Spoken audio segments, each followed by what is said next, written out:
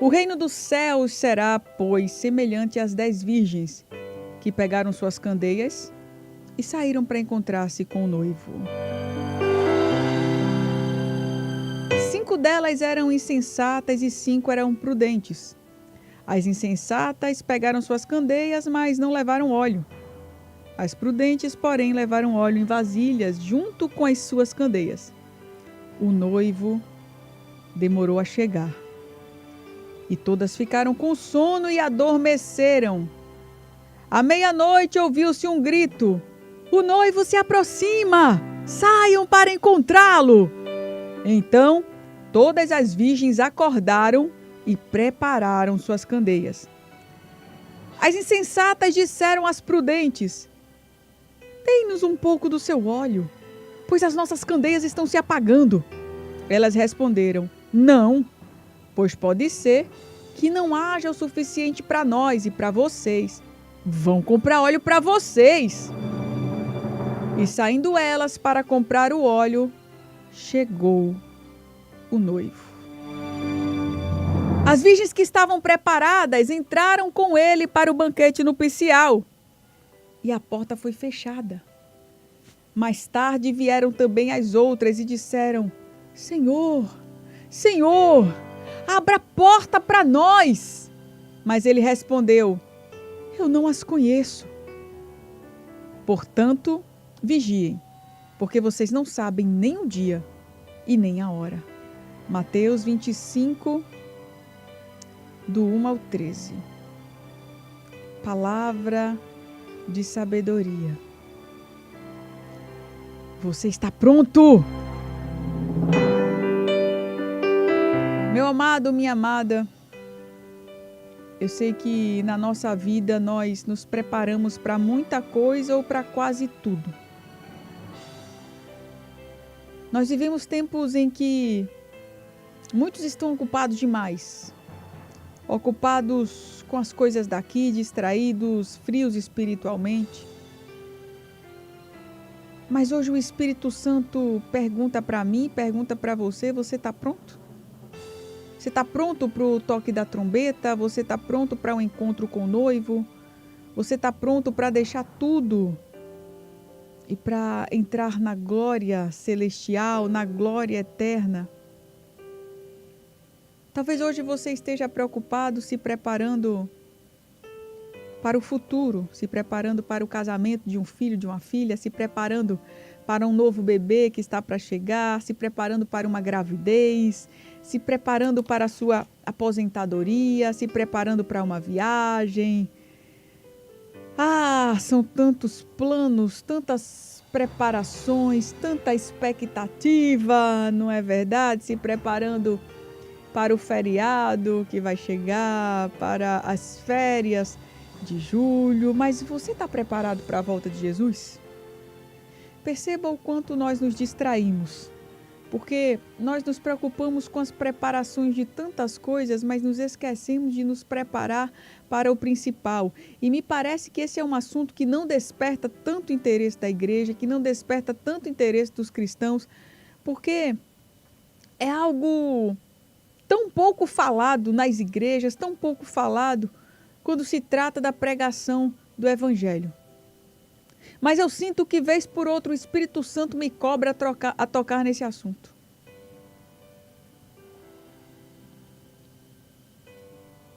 Que a volta de Cristo pode ser hoje.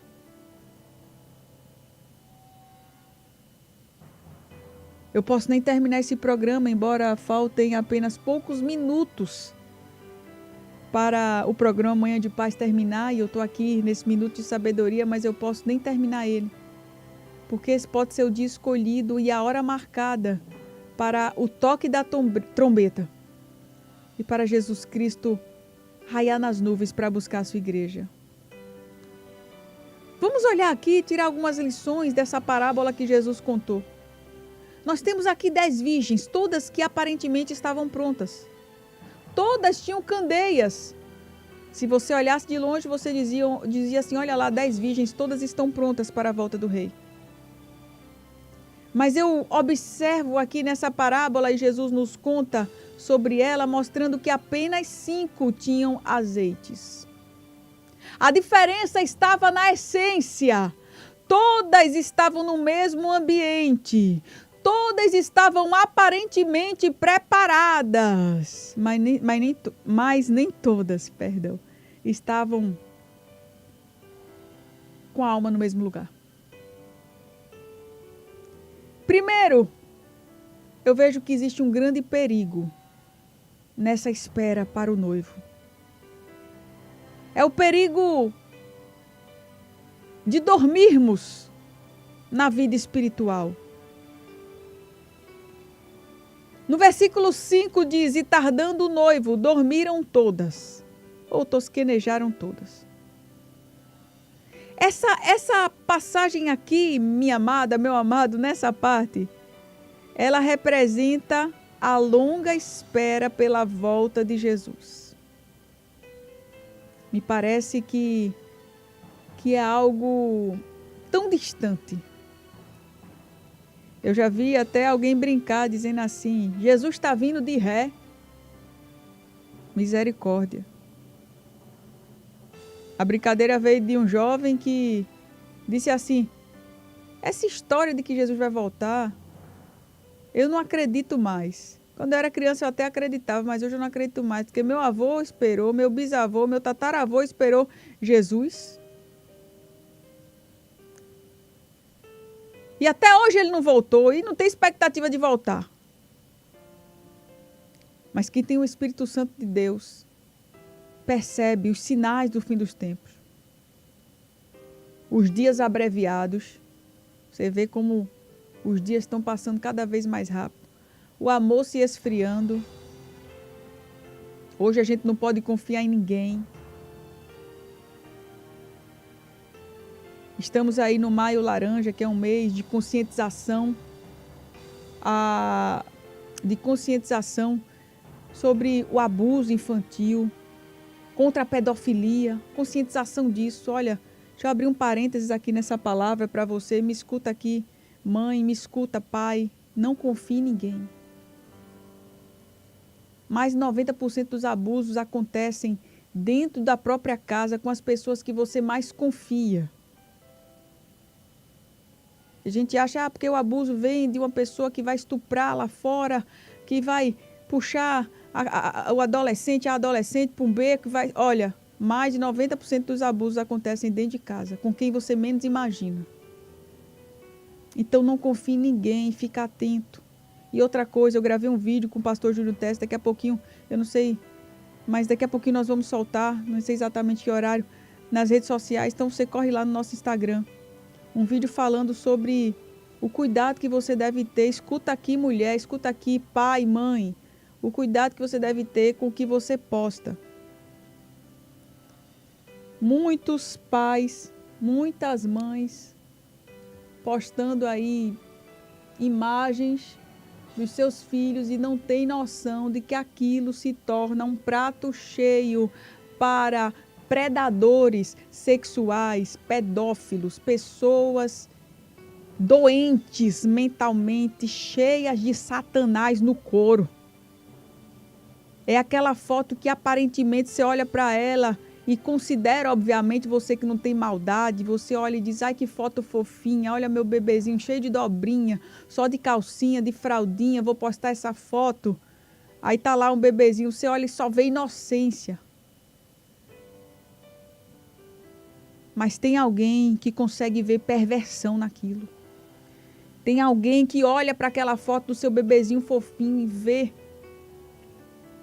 e vê pornografia. É um bebezinho chupando picolé, é um bebezinho mamando no peito, não posta essas coisas. A foto do seu filho hoje, bebezinho cheio de dobrinha, da sua menininha de 5, 6 anos, pode estar circulando numa rede de pedofilia. Simplesmente porque você inocentemente postou essa foto, mas eu estou aqui para alertar você. Talvez você diga, nossa, Clarice, é exagero. Não é exagero. Eu que estou na política, como representante do povo, que tem acesso a essas informações, eu não canso de ver essas coisas. Na verdade, estou cansado de ver essas coisas. Eu não canso para lutar. mas cansa, deixa a gente assustado, deixa a gente abatida emocionalmente. Então, muito cuidado, mãe. Eu conversei com uma pessoa recentemente que excluiu todas as fotos do seu bebezinho da internet. Você pode postar, mas posta de roupinha, posta uma foto que você olhe para ela e diga assim, não, essa foto aqui, ela tá uma foto boa, estou preservando a imagem do meu filho, da minha filha. Mas tem muita coisa que você não consegue enxergar, mas que predadores sexuais enxergam. É um bebezinho lambendo um picolé que eles conseguem enxergar a maldade naquilo. E pegam aquela foto e desgraçam aquela foto. Você sabe que é um crime que nem os próprios criminosos dentro de uma cadeia, eles aceitam. Então fica aqui o alerta, eu estou falando da volta de Jesus e eu estou falando disso aqui porque é um dos sinais. É um dos sinais da volta de Cristo. É o amor se esfriando. Pessoas que deveriam cuidar das crianças estão sendo elas instrumentos de Satanás para desgraçar a vida, adoecer crianças, abusando, estuprando, comprometendo o futuro dessas crianças. Que Deus tenha misericórdia. O mundo jaz no maligno. Satanás, o nosso adversário, anda ao nosso derredor, bramando como leão, buscando a quem possa tragar. Converse com seu filho. Converse com sua filha. Pergunte, meu filho, está tudo bem? Alguém tocou em você? Quando chegar em casa, faz isso hoje. Você sabe, minha filha, meu filho, que isso aqui, só uma mãe que pode. Conversa, ensina, não cansa, repete de novo, repete mais uma vez. Olha o que ele está vendo no celular, olha o que ele está vendo que está vindo da escola. Pergunta o que é que o professor, o que é que aquela pessoa que está instruindo sua criança. Pergunta o que é que ela tem falado, o que é que ele aprendeu. Mas muitos estão dormindo esse sono espiritual. Muitos estão dormindo esse sono espiritual. Muitos dentro da igreja. Aí você diz, como assim, irmã Clarissa? Como que eu posso identificar esse sono? Será que eu posso estar dormindo? Eu não estou em alerta, Jesus está perto de voltar e eu estou desligado. Eu não estou nem percebendo, está todo mundo. Eu não sei nem o que esse maio laranja, eu não sei. Ah, minha filha está protegida por Jesus, pelos anjos, eu não preciso fazer nada não. Está dormindo espiritualmente. Não sente mais prazer na palavra, na oração. Está acomodado, se acostumou com a vida espiritual fria ou morna. Tem tempo para tudo, mas não tem tempo para Deus. Gasta energia com tudo, mas não quer gastar um pingo de energia com a obra do Senhor. Tem vergonha do evangelho, tem vergonha de dizer que é cristão. Meu Deus do céu. É isso que nos mostra a palavra de Deus aqui. Jesus, bem perto de voltar, e muitos dormindo. Muitos dormindo. Acorda, igreja. Devemos estar atentos em todo o tempo. O versículo 6 nos conta que à meia-noite ouviu-se um grito. Eis o noivo! À meia-noite fala do momento em que ninguém espera. Meia-noite é um momento que todos estão dormindo normalmente. E nos mostra que até a meia-noite nós devemos estar preparados. Que nós não podemos ir dormir despreparados. É por isso que Jesus ele disse lá no 25:3 de Mateus: vigiem, pois vocês não sabem nem o dia e nem a hora. Nem o dia e nem a hora. Jesus ele virá com um ladrão. Ele virá sem avisar. E só quem tiver vigilante, só quem tiver com o coração firme, entrará com ele nas bodas do Cordeiro. Acontece, amado, amada do Senhor, que muitos estão distraídos com as coisas passageiras daqui, distraído com doutrinas que só massageiam o ego. Muito cuidado. Você que gosta de ouvir o evangelho, mas que só gosta de ouvir um tipo de evangelho pregado por um tipo de pregador que só prega bênção, que só prega chave, que só prega... Eita Deus! Abre aí tua bolsa. Vai chegar dinheiro. Meu amado, minha amada, se Deus quiser mandar dinheiro, Ele manda. Se Deus quiser e dar inspiração para um pregador num dia específico fazer isso, e se alguém crê que o dinheiro vai chegar, ele chega. Deus, ele faz como ele quer.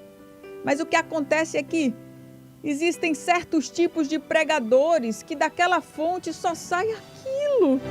Só sai aquilo. Só sai chave de carro, só sai dinheiro. E me parece que a igreja fica tomada por essas coisas. Quando se fala de Deus vai abençoar, eu só penso que vem bênção material.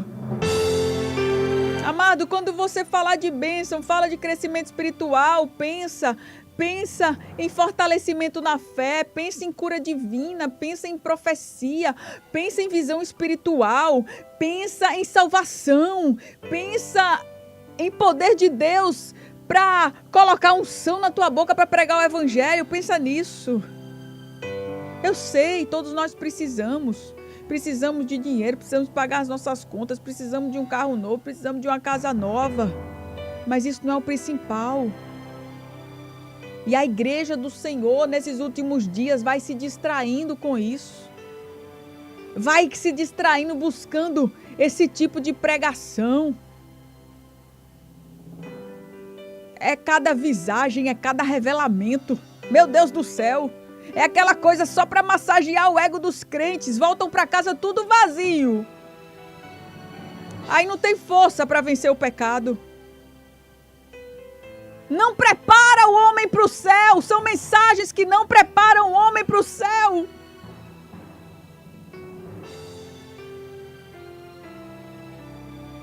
E Jesus, ele virá sem avisar. Jesus, ele virá como um ladrão.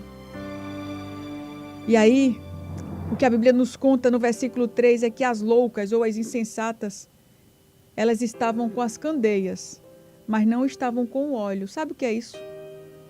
Fala de muitos que estão ali com aparência, têm a candeia, como todos, se vestem como crente, falam como crente, frequentam a igreja de crente. Todo mundo olha e diz é crente. Mas não tem óleo na candeia. É a essência, é a diferença. O azeite é o agir do Espírito Santo. Muitos com aparência de fé, com a Bíblia debaixo do braço, mas não tem unção, não tem presença, não tem azeite. Aí o que é que acontece? Elas identificam isso e tentam pegar azeite das outras, das prudentes. Elas percebem, as nossas lâmpadas estão se apagando. Aleluia. Deus está dizendo hoje para você, nesse minuto de sabedoria, enchei-vos do Espírito. Enchei-vos do Espírito. Senão, a sua lâmpada vai se apagar, vai ficar escuro e você corre o risco de não ser reconhecido pelo noivo. E por fim, aquelas virgens loucas, as imprudentes, elas pedem azeite. E as prudentes, obviamente, dizem assim, não, nosso azeite não pode ser compartilhado, porque senão vai faltar para a gente. E a Bíblia nos conta que o fim da história é que a porta foi fechada. E deixa eu finalizar aqui dizendo uma coisa para você muito dura. É que hoje você tem a oportunidade, mas amanhã pode ser tarde demais.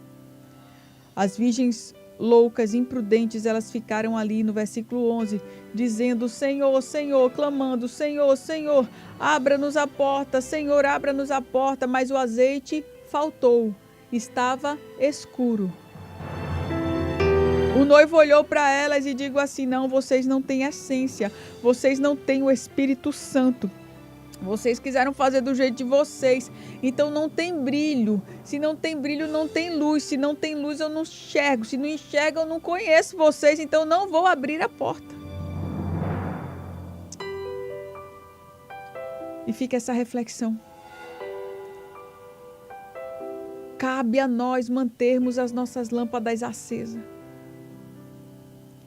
Hoje é dia de você reavaliar a sua vida espiritual. Você está dormindo ou está vigilante? Sua lâmpada está cheia ou está quase apagando? Será que o Espírito Santo ainda tem liberdade na sua vida? E aí hoje Jesus está chamando você. E ele diz: vem meu filho reacender essa chama. Vem meu filho se encher do Espírito Santo. Que Deus te abençoe. Que Deus te ajude. Os dias são maus. Fica vigilante. Mantenha a lâmpada acesa com o Espírito Santo, que é o azeite. Guarda essa palavra no teu coração. E se tu uma bênção para a glória do nome de Jesus. Amém.